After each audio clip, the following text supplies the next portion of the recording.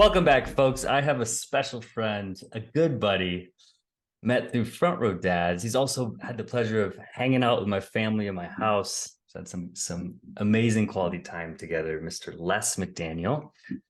And outside of that, before I let you introduce yourself, I always like to give a short plug. And you are one of the friendliest, most present friends that I have in my life and I've also had in my house. And so I appreciate how when we're together, as we were just laughing before hitting record, sometimes we're so together and so in it that we get lost in these amazing combos of philosophy, spirituality, growth, everything, transformation, all the stuff that space is essentially about. So I am very grateful to have you here, brother. How would you like to introduce yourself?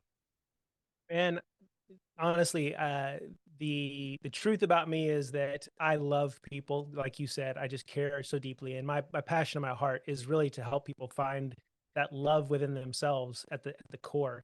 Mhm. And I want that to be something that inspires them to live it out in, the way, if you will, the way of all the great gurus of the past who really understood this idea of compassion and justice. And this is a piece that's been missing, and so that's where I try to reside. And so I come up, the name of my company is Epic Fusion Life and Leadership Labs, and it's all about bringing, number one, that first half of life story that we've been raised with, that worldview, and helping them move the story that they tell right now into the story they want to tell themselves. So there's this idea of their old self becoming their highest self. And then the other piece of it is when you and I come together, our stories collide. And when they come together and they fuse together, it creates an even greater energetic impact in our world. And I want that piece of it to be the thing that we start to learn with each other and teach, because discernment at its core is my heart. And I think it's why we missed the boat on a lot of the things I've already just mentioned. So there you go. That's me. That I have, Mm. and I'm a father. Oh my goodness. Yeah. I'm empty nester this year, which is great. My wife is amazing. Her name's Heatherly. We've been married for 27 years this June.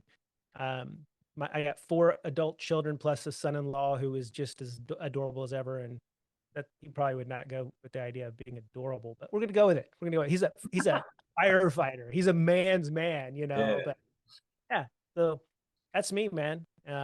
Love being front row dads. I love being involved in your life, and that's who I am. I hate Mm. those, because who I am is it's really about who we are, and I just want to align with what my mission here is. And so, yeah, it's hard to. Yeah, thanks for that. And no matter how many times I do it, I can't do it justice because Totally. I'm Yeah. just a dude. I'm a dude Well, who loves people.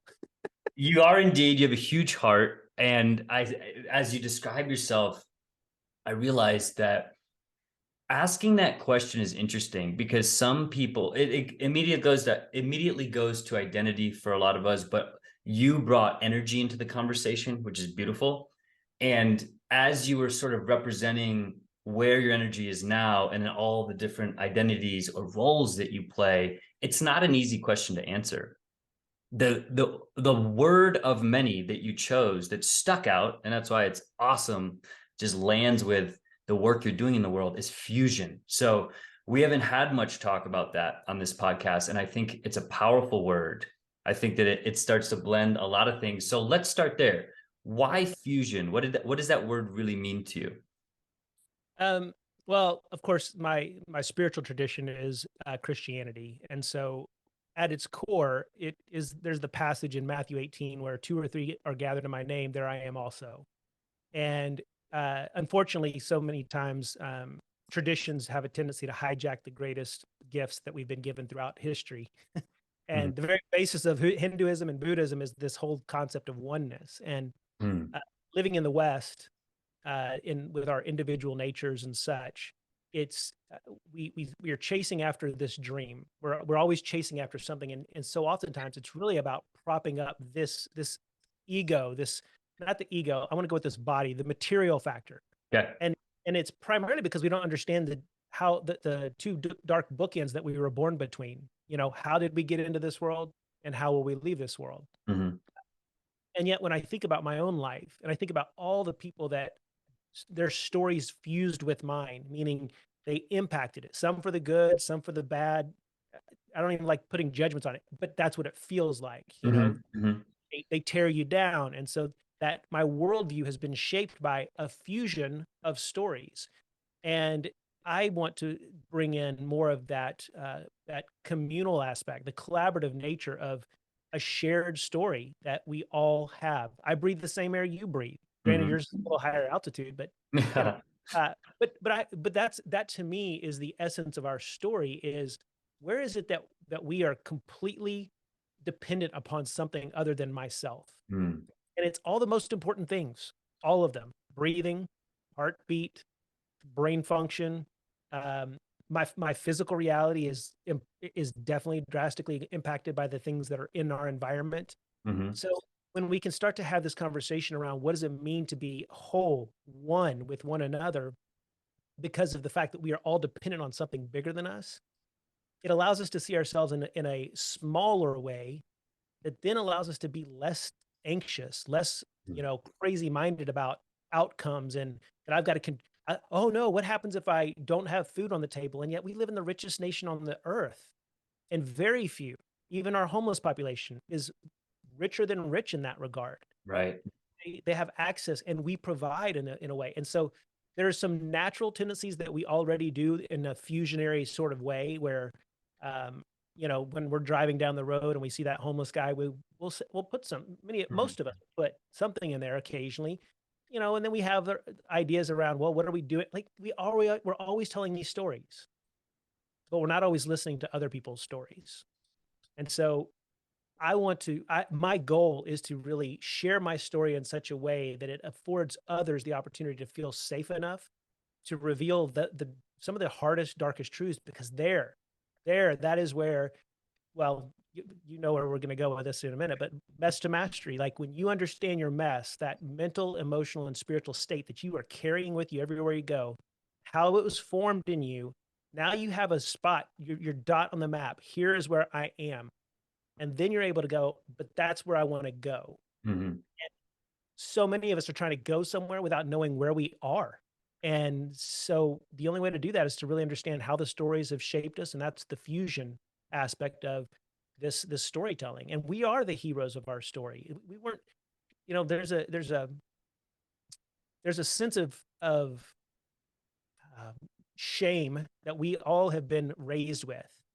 That, I mean, our parents used to do, my parents did anyways, hey, you represent the McDaniel family, mhm, right? So there's a limiting voice in our culture so often to only tell a certain part of the story and represent in a specific way that we feel the pressure of, that then leads us to really lose who we are. And so we have to revisit. We have to fuse ourselves back with those stories in a way that allows us to know where we are so that we can tell the story we want to tell and make it an epic that truly is of huge proportions, that allows that mission of our lives to be found in that mess that we have, because that's where our message really is. It's mm. it's deeply embedded in the stories that we've been told and that have shaped us to this point. And the only way forward is to understand where we're coming from.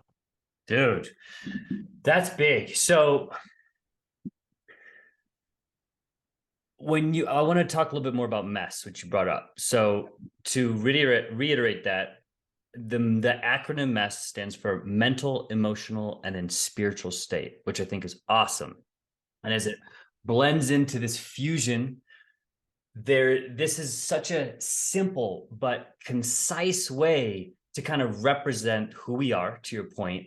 And then now with this awareness, or at least like being one with that in yourself, then we can start to have the combo of integrating and being oneness with everyone else. Is that kind of what I'm catching?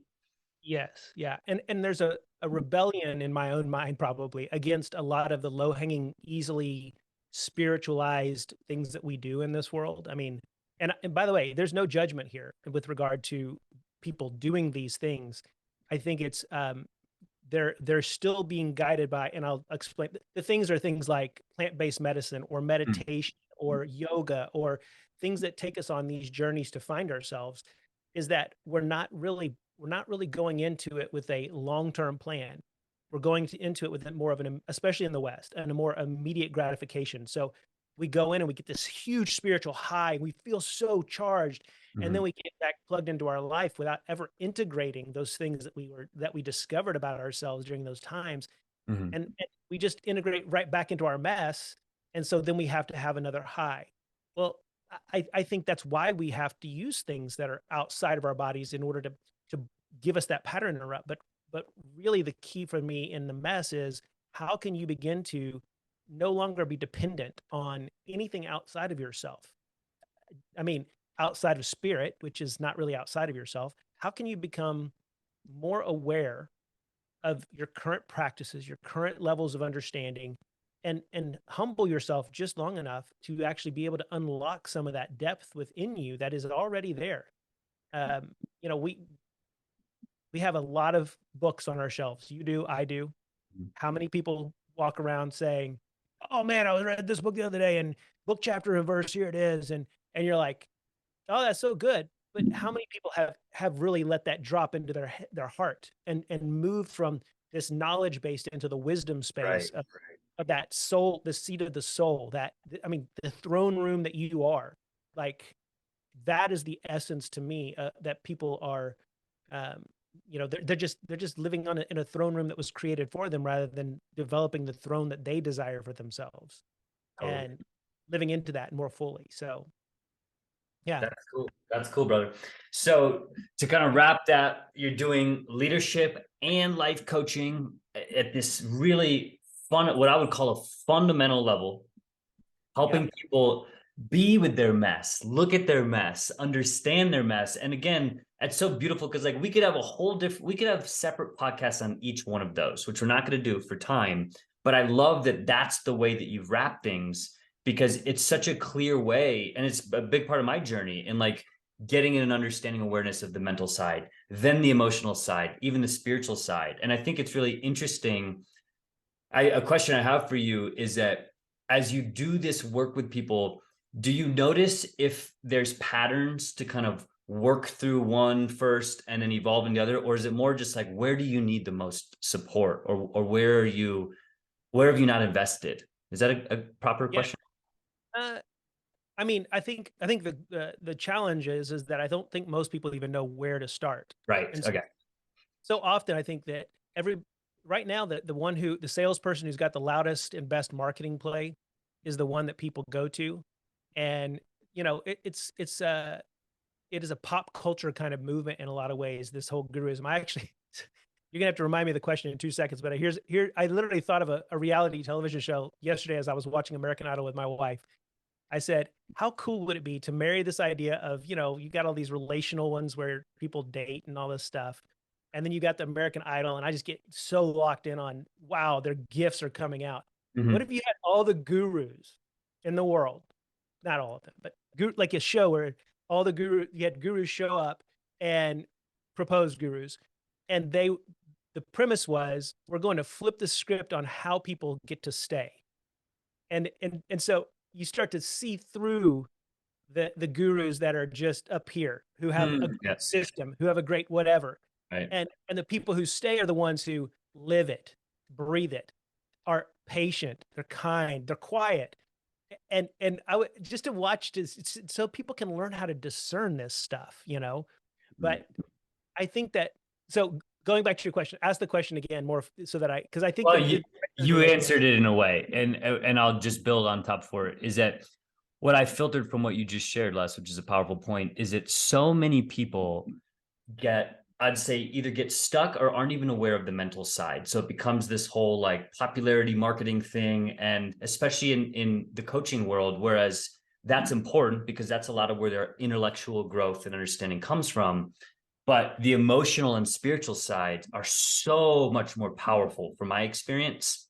And yes. getting so it's almost like you have to get through the mental, or even sometimes pause it and tell it to relax so that you can start to feel into those other two, right? Yeah. Yeah. Before I did my plant-based journey, here's what I had to do. And this is what I'm talking about, but I'm going to use plant-based Sure. ceremony because people can go, oh, yeah, I get that. I was required to get off any medicines that I was on. I wasn't supposed to drink for up a month. I was not to eat food. I mean, eat meat. I eat food. Not eat meat for 2 weeks prior. Not to have sex. a week or two prior. I can't remember which one it was. I think I failed that one. I think I failed because I was going to be gone for 10 days. And so there was this preparation that I was doing to go into this space where I was removing all of the distractions that were in my life, Right. that I could go fully inward on myself. It was hard work. Right. So this is, and yet all we want to do is click that system online and buy the thing that promises that you're going to get to 7 or 8 figures, or you're going to find yourself in a matter of 5 days, or what, like the promises that we make are fully dependent on the individual who's participating, not the one Yes. who's presenting it. And Yes. so I've lived in this fear of, I don't want to present anything that I don't live by. Right. And so the ROI on this thing has been a challenge for me, because I'm like, the ROI is not like, I mean, yeah, it may play out in money, but you may also decide you don't want that much more money, money anymore. You may Mhm. decide that abundance looks totally different. And so there's this difficulty in our world today around this individual idea of success and making it and all that stuff, that that is what people have to go through. There's no, literally, I can't stress enough, we have to go through what we have to go through. I've had to go through what I've had to go through to arrive at this place that isn't even the final destination. Mhm. So we're all working on that process of living into that space that we occupy, and understanding the distinction between who I am and everything else that is around me, rather than I am trying to plug myself into to be like everything else around me. There's a very different place to approach from, and so many of us are trying to. And I get it. Security and belonging are our base level needs, and there's a huge threat around, if I don't fix myself the way that they want me to be fixed, then I can't quite fit. Mhm. And that is a journey that can lead you down to this place of even being lost further. It's just a different kind of voice, a different kind of uh, God, a different kind of idolatry, a different, whatever you want to call it. And the core of what I'm working towards is just to help everyone be able to see that their space is our space, no matter how you live your life. And Mhm. in that place, there is a lovely and beautiful opportunity for you to truly capture who you are, and not right now, right now, capture who you are, and to allow that to shift within you in a way that you can stand more confidently in your space, and know that I am here occupying this space because I have a mission. And I could go on that one for a long time, and we can. But space is a real big one for me, and I mean the literal space, and also all the way into the most, the micro to the macro. And there is a lot of wisdom when we can start to face that and live into that place. But we have to be willing to silence the noise. And I am challenged by it. Man, dude, I have way too many certifications because I was like, I'm just not fit for this. I'm not fit for this. I have stories that I've told myself that have required other people who are in my story to go, dude, no, we need that thing. So Mhm. it's not a matter of being solo. It's not that. It's just a matter of being able to create some distinctions between the ego and the highest self and that highest calling. And in a world that threatens us and scares us like freaking T-Rex dinosaurs we used to have to face, uh, we get that same threat from a negative comment on social media about something mundane, or no comments, or whatever it is. And we are just a dopamine addicted culture. And there's ways through that where the dopamine can be processed correctly and done within yourself in a way that allows you to be free from so much of that. Dude, there's a lot in there. What I want to do though is tie it back to the word space, because you mentioned that a few times. I know that word's important to you. Obviously, it's important to this podcast. Well, So, thank I the don't understand. question I have to kind of keep the momentum going that you've created here is that, what does it mean for you to create space? Well, first of all, I don't know that it is a matter of creating space for me. I think it's to see myself in space. Oh, okay.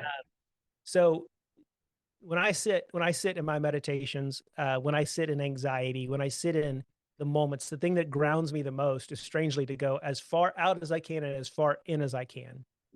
And so I think about things like we're gonna go there. We're gonna get esoteric here. Uh, my blood cells serve a purpose. My wife, as you know, has chronic myeloid leukemia, right? So this is bone marrow issues. Like the cells that are inside of her are not operating at functioning at the highest level. It's getting better, and the medicine's helping, and all those things. Well, I am a little bit like a cell to this larger organism called the Earth, and that may even be too big of one, but it's this idea that my health has a direct impact on the remainder of the thing that I am a part of. And then our earth in turn has and this is why it's, I'm not getting environmental because it's so much bigger than just focusing in on not throwing trash in the dumpster that should be it's not it's so much bigger than that. It's so much bigger than any of the issues that we raise up in our world. It's really an awareness. It's an awareness of how small we are and how this thing that we think, when we play the god of our lives, we lose the space factor. We start to be think that we are responsible for everyone else in our world. We try to, guys especially, we try to fix our wives. We don't listen. We don't take it in. We don't trust and have faith that this thing that has been set in motion, that's literally, we're hurling through space on a tiny little speck of sand in the middle of a cosmos that's in the middle. I mean, in the middle of a galaxy that's in the middle of a cosmos that among other galaxies. And it's all just a macro version of what's going on internally inside of me. And when I can settle into that space of an awareness that there's something else at work beyond what I can even imagine, and then I can sit with the idea of, well, what is affecting me right now? My my mental state, man, I'm stressed about this thing.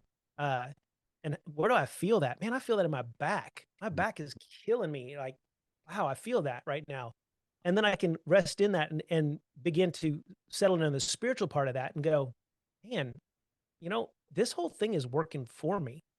Like, I don't have to worry about food. It's going to rain, and it doesn't matter what I've done that day. If it needs to rain, it's going to rain. And I can start to understand the overwhelming abundance that life really has to offer.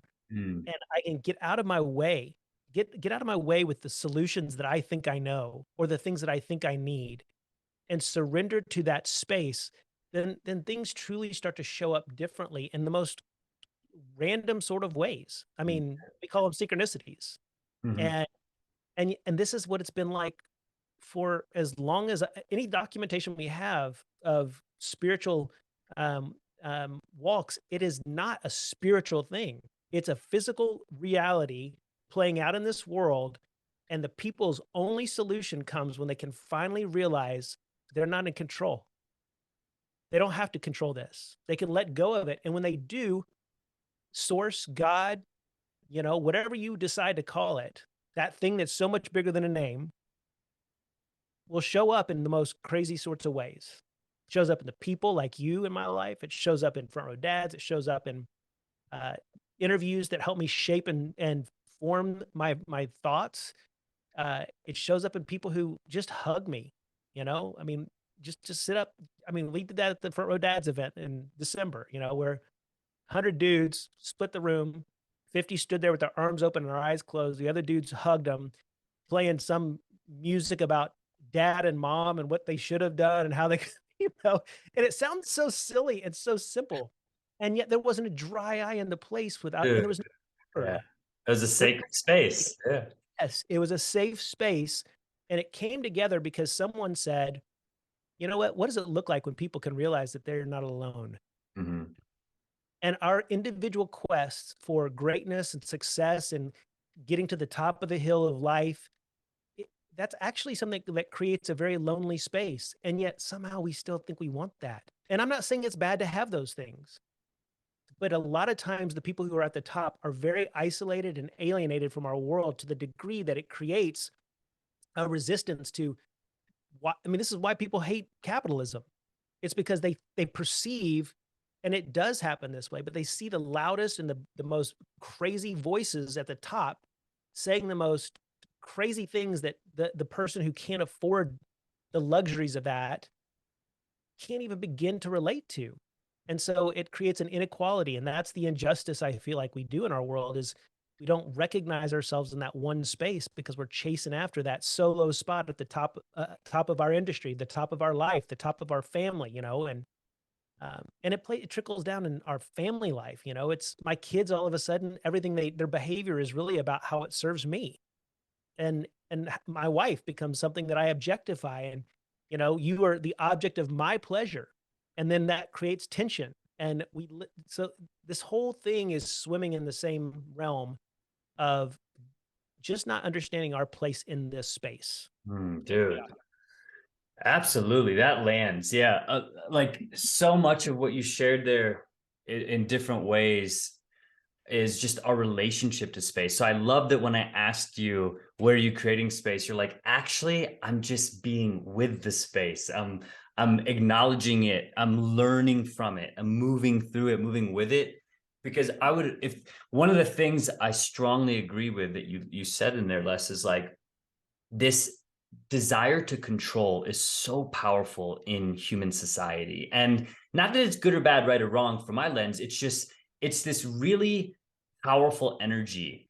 And oftentimes it creates even more of this, like what you were describing as like friction, resistance, because you start to have unhealthy separation where like someone's over here and they're leading this thing and someone's over here. And like we start to lose touch with balance, with harmony, with some of the things that I think space represents. So like I love how you gave those different examples, and a lot of that, like I said, just lands where it applies to every facet of our life. It applies to the work we do, it applies to the people we love, the interest we have. And so thank you for giving a really cool response to not necessarily how you're creating space, but how you're just being with the space. Yeah. It leads And, to something else I wanted to ask you about, because yeah. it's a conversation we've had in recent or previous discussions. And with space, there can sometimes be this relationship to chaos. Mm-hmm. Yeah. What does that mean? What does chaos mean to you? How does that show up in your life in meaningful ways? Yeah. So when I sit down in that space, right, and I'm with space, um, the chaos is there. And in a world that hates pain and runs from pain and towards pleasure, really they don't even run towards pleasure. They just would prefer to run from pain. And so they I'm come sorry, but is it always there? always. It's Okay, always there. cool. Yeah. At Keep going. least at least in my own perspective. That and where that comes from is the at least the Christian creation story, which resonates very much with all of the stories that have, I mean, the creation story is not new to Christianity or Judaism. It was, we share it with Hinduism, and even pre-Hinduism, we share it with creation stories that they found. Um, and you can fact check me on that, and I could be wrong, but I'm pretty confident that I'm right on that. So I have the humility to know I could be wrong. Uh, Chaos is the essence of creation. Mm. Without chaos, there's nothing to create. So, in the story at the beginning, it says that the Spirit was hovering over the waters in Genesis. It was hovering over the waters of the deep. And when you get into the Hebrew of this from back in the day, uh, that's a whole funny story. I took Hebrew in a month, so I'm an expert. I took a full year of Hebrew in a month over summer school. But what I learned in some of that is that we studied Genesis was that deep represented this thing of that and I may have even talked to you about this before, but the semen, not the semen in the derogatory sort of way or what scientific biological sort of way, but people who were on the sea. Mm-hmm. The seas were treacherous, and there were these sea monsters that they didn't even understand yet. I mean, they were just there, and when people would fall over the board and they would die, they would disappear in the middle of the night, and it was just, and this is what they were. It was chaotic waters, is what Mm-hmm. it was, and it was that Spirit hovering over it that said, from that space of chaos, let there be, and started to pull together all of the different elements to create things that we know how it goes down. Let there be light. Yep. and then the progression. And so we have the opportunity, and our friend Dr. Danny Friedlander, you know who I'm talking about, right? From Exchange. He he had this eloquent way of talking about how our stress or chaos can lead us into a downward spiral Yep. that leads to chaos, or it can lead to creativity. Right. And my argument is we can either swim in chaos or we can build a boat. We have the choice. And we just need to know the tools and understand the tools so that we can understand that that's what's happening. Mhm. That we're not stuck, but that very thing that we feel overwhelmed by is the very place from which we can create that space that we desire to have for our lives. And I don't mean that in, well, no, I do mean it that way. It can be abused. Like when you understand this, I really believe that the essence of that is that you can create structures that are powerful, Mhm. and you can manipulate people and utilize it for the purposes of more chaos that is to your own benefit. When you create a hungry people, guess what? And you've got access to food. Where do they have to go? And so so much of our marketing, I won't say all of it, so much of the marketing that you see out there is always telling us we're not enough and that you need more of what I have. Right. But they're telling us they're not enough is because they need to create chaos for us. And they know that we don't know how to create from it. And they know they have a solution that will feed us temporarily, and then the cycle can continue. And so, and that's not even me being some sort of, what's the word I'm looking for? Some sort of theorist, whatever it is. What is the word I'm looking for? No, Conspiracy. I'll back you on. That's real. That's literally marketing. Is that Yeah, how do we create chaos so people how do we can tap into their pain? instill fear and pain? Yeah. Absolutely. And so we actually want to create the chaos so that we can offer the solution that will then provide for us. And there's nothing wrong with that measure of being able to be a support system. The problem is that it gets out of whack, Mhm. and it gets to the point where that power then starts to become I've got to conquer. So this offering of Back to the control you mentioned. that's Exactly. right. Once you gain control, now you have to conquer. And I love Alan Watts's book, The Wisdom of Insecurity, because he states in this that and this is part of the reason why I'm almost trying to flip the paradigm of Maslow's hierarchy of needs upside down. And can it be done? We'll see. I don't know. But it's the idea is that transcendence, being able to have the foundation rooted in something much larger than us, is where it really is. But we've been chasing after security. Well, what happens is as soon as you have security, guess what you have to have? You have to have cameras, you have to have alarms, you have to have all these things. And all the while, you're always wondering, is it going to go off?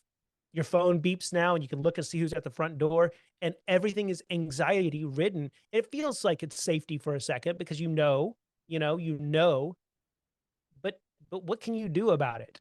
Mhm. What can you really do about it? And so this idea of the moment that I feel secure, I now have to protect that security, which makes me, in theory, insecure. We're stuck. So what is it that we land on? What can we land on? And to me, that's where faith comes in. And I don't mean, faith lowercase that we often talk about as this thing that we build our religions and our spirituality on. I'm talking about faith that this whole thing is for me, that it's not against me, that it Mm. is me, that the amount of the odds of me and you sitting here having this conversation, it's unreal uh, how many things had to transpire just right for us to be here to have this Right. conversation. Right. Yeah. And yet my ego is like, no, of course we're here. You were put here because you're just a big man. You're the big dude, man. You got a lot to offer the world. You should show them. Is that really how we want to live our life? Do we really want to live our life in constant scrutiny over myself in comparison to others? Do I really want to have to, keep up with the Joneses around I mean, man, it's so overwhelming, right? Exhausting. Yeah. So And exhausting. we know that bell curve of information and technology has just far exceeded our ability to grow alongside of it. There's Totally. too much to consume. So if it's too much, then what is the goal? And I think that's the thing. That's the question that I wrestle with every day: is what is the goal? And the closest I can come to at this point is to surrender and Mhm. to do so with humility and to tap into my compassion because I can understand how the most heinous crime lies deep within me. You know, dude, have you ever had a thought of, you're watching a TV show, maybe it's a murder mystery or something, and you're like, oh, I totally would have done it this way instead. I mean, have you not had that thought? I've had that thought. I've also had thoughts where I'm like watching a sporting event. I'm like, I totally should be in that game. Like, I would do it so differently. Yeah, Right? 100%. We have this perception of that we know that Right. our ego is so ingrained and deeply and Oh, strong it's enough. It has a powerful. role. It has a role. It's Mhm. just that it's been, out of whack for some time. And I'm at least at this stage, and I'm stoic enough to say I reserve the right to change my opinion at any time with new information. But right now, at this point, I don't really know that um, that there is any concept that can serve everyone. I don't even because we all come at it with different understandings of every word that we speak. Love, what does that mean? Space, what does that mean? Mhm. You know, I love the word awful. Like I've explained several things in my life that I think God is awful, right? You know why I think God is awful? Because I am so overwhelmed with awe Right, right, right. by his fullness of awe, right? Well, that doesn't communicate to a lot of people. So we are all just doing the best we can. And so I think there's a sense of humility that we have to continue to grab in our space to continually remind ourselves, this is not who I am. I am not this moment in time. I'm connected to just this bigger thing, you know? And how would that impact our businesses is unbelievable because all of a sudden your people would feel like they matter, that their chaos is actually something that you want to understand because you know that that's where creativity resides. Right. And instead of protecting ourselves from that and, oh, I don't want to let them know where I'm weak, you instead have this opportunity to have you don't have to do any, testing of some sort of marketing plan. You could talk to the people that you work with and say, how would you solve this? And they're Mm. like, I don't know, because I'm dealing with blah, blah, blah, blah, blah. And you're like, oh man, that looks like that's got some creative paints of chaos that, paint colors of chaos that we can use to actually begin to create this masterpiece together. So yeah, Man, that's that's a lot. there's a lot. Let me reflect a couple things back to you. So first, I love that how you quickly described chaos is the essence of creation, and you gave all these amazing arguments that there's such a light to be seen in chaos, whereas because we often think of chaos as a dark thing, whereas the way that you describe, I'm like, holy cow, like it's such a healthy reminder to just be like, there's always going to be some method of chaos. I see it with my family, I see it in my work, I see it in nature. And if nothing else, it's just this root, this essence of creation, which is beautiful. And so to be with that, to understand it.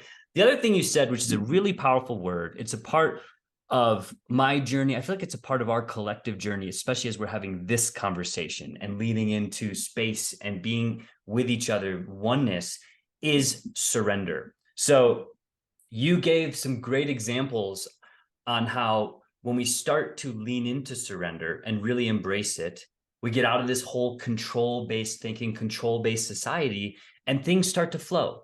Things start to, for me at least, start to move into acceptance instead of resistance. Yeah. And that's where chaos, fusion, all the awesome things we've been talking about just start to exist, they start to blend in a way that they share the same space. And I think surrender is such an important part of it because it's hard. And if there's anything as we're discussing this in real time, Les, I realized that you and I had a conversation quite some time ago, probably 2, maybe even 3 years ago. We were talking a bit about this. And I remember going and reading The Surrender Experiment via your recommendation. And after I read that book, it wasn't the book that changed me.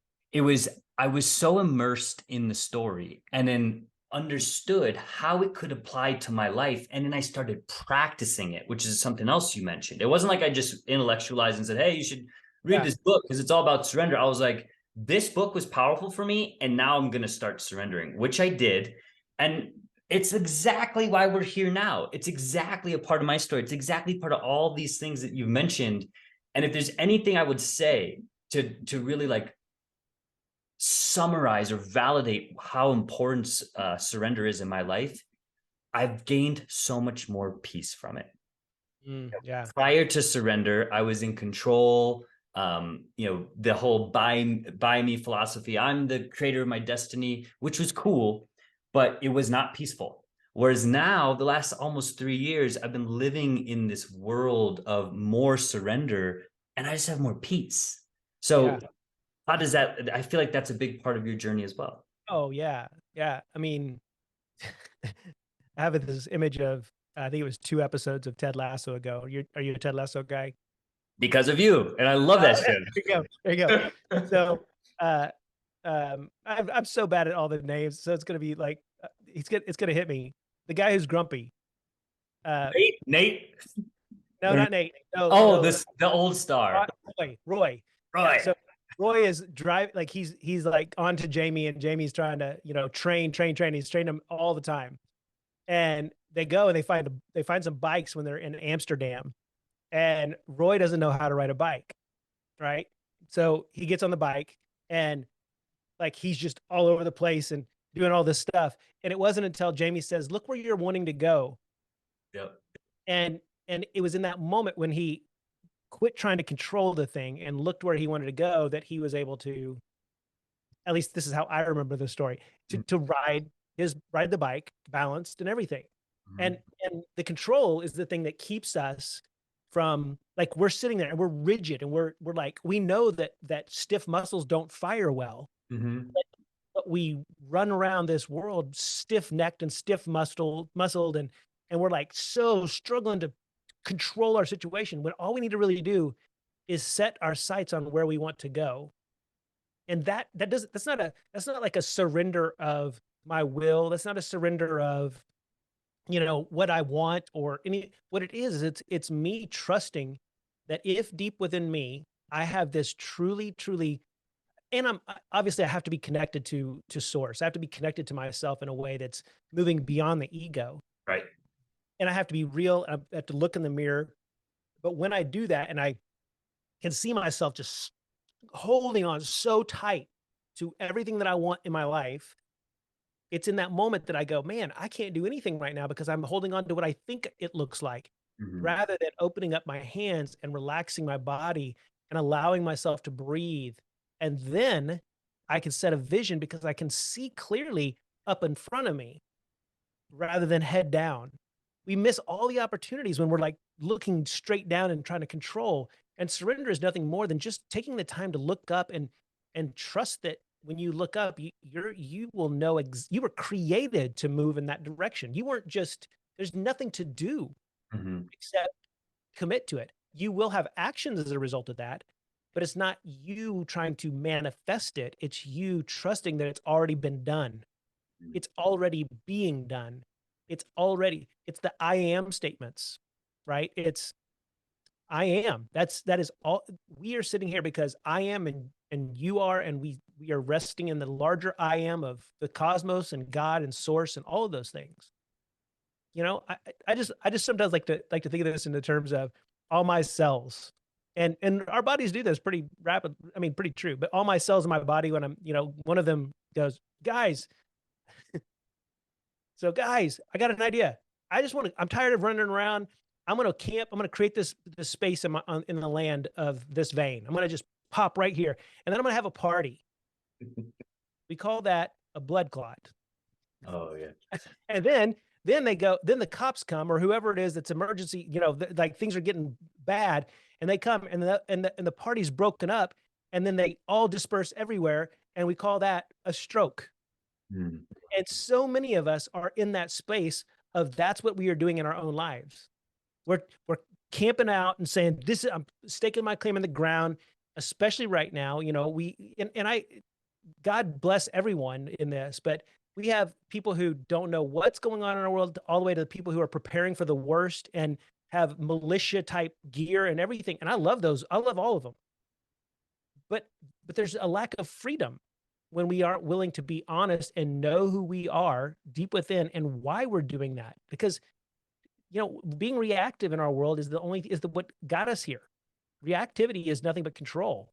Responsiveness is a trust. It's a, the difference between being responsible for and being responsible to. Responsible for is I got to control, I got to fix, I got to make it work.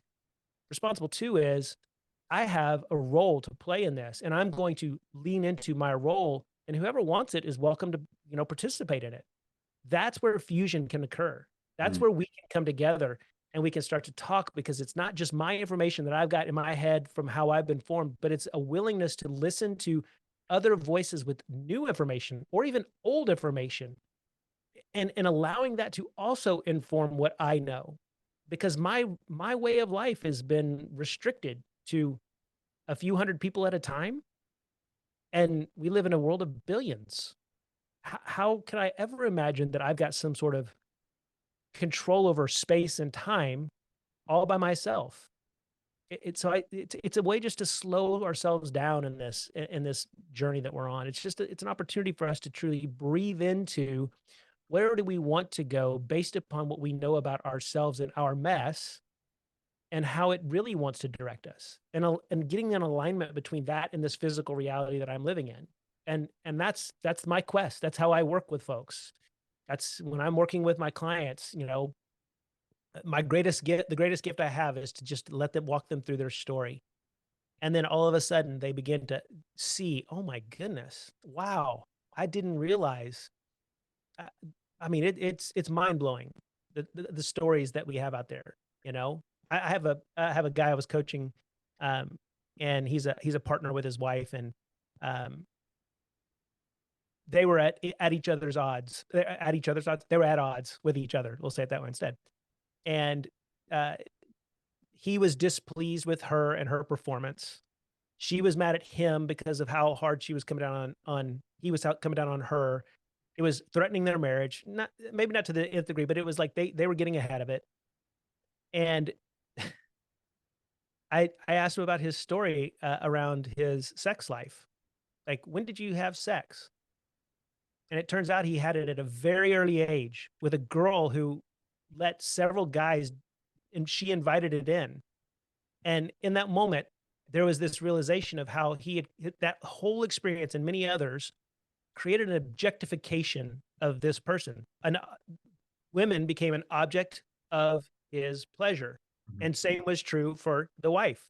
She actually understood her role to be that, and was upset when he didn't act according to how she needed. And we do this. We run around and we get upset when people don't act the way we want them to act, because it displeases me. And we get involved in their business and we start to try to fix that. That makes us responsible for. But I really want to lean into that responsible too, which allows me to be in that same space, disconnected from the outcomes of their life, and able to unlock some depth in their world to say, do you want to keep objectifying yourself and others, or do you want this to be a space of interdependence and autonomy, where your gifts actually accentuate one another, and your story becomes much bigger than the stories that you demand everyone fit into? Mhm. And of course, the answer, at least in this case, was, man, I definitely want it to be more expansive. I definitely want it to be bigger. I definitely don't want to depend upon others for my happiness.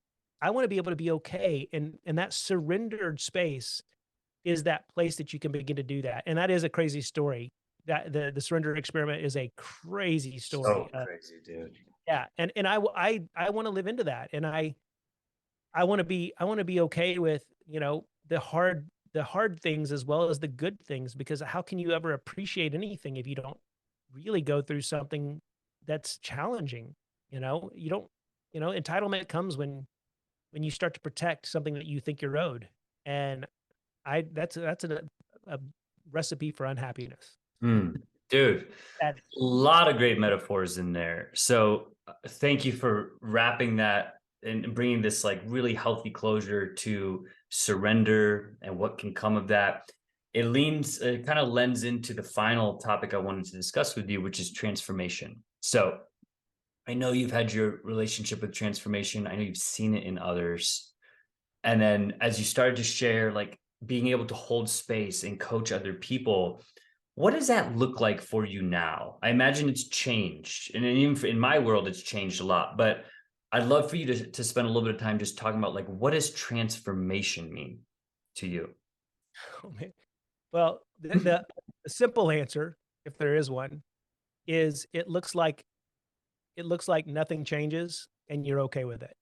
Mm, It's just this ability to sit with what is and to still love yourself.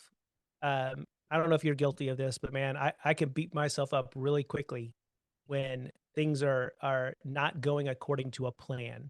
yeah. The things when I'm trying to control things and I get, oh, technology is the best, like I'm about today I had none, but sometimes when I'm like, all right, I got a podcast, all right, I'm gonna do this podcast. And I sit down and I'm like, I got all this high end equipment, dude. I can rip myself. You would think that I was like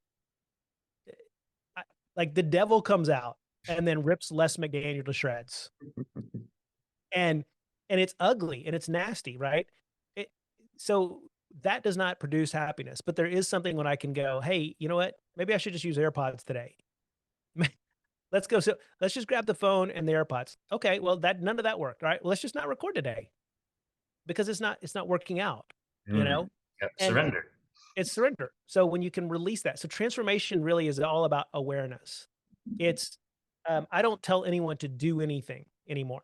The homework. Well, that's not true. The homework that I give people is how many times can you catch yourself in that space? How many times can you catch yourself doing that thing?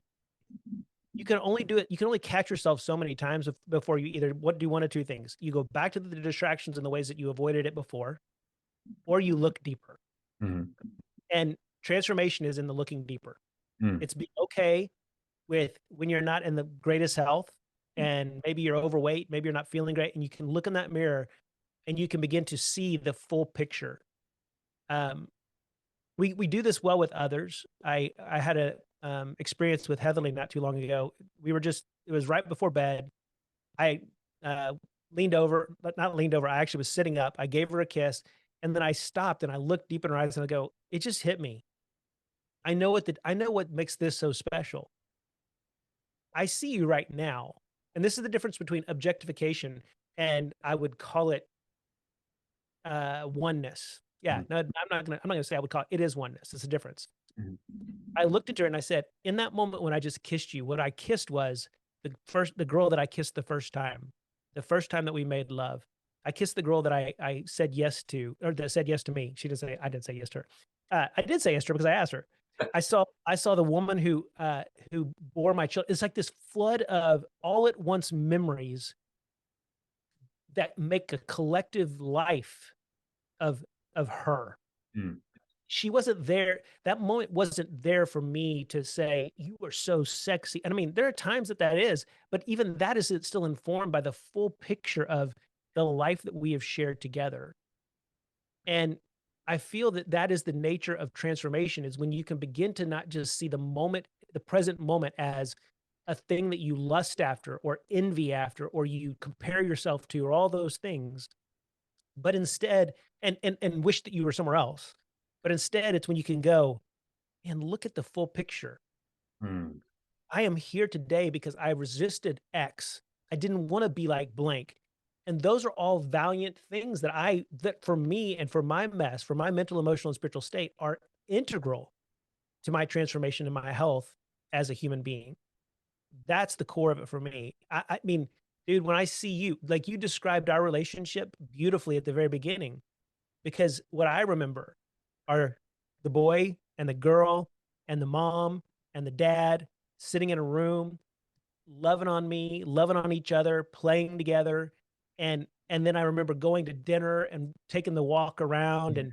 and just like Everest just Everest is on your shoulders. my Yeah. shoulders and Sebby is just like right there and just like, let's go. And just like, that's us, right? That's our oneness, Yes. that experience together. And I know we've been on front row dads retreats, and that oneness is what happens when we all let go and surrender to the moment. And when we don't, Indeed. it's miserable for the person who doesn't. It's True. always miserable for the people who don't surrender to the moment. I want to remember you as this whole picture. We don't talk about, look at him, he's dead.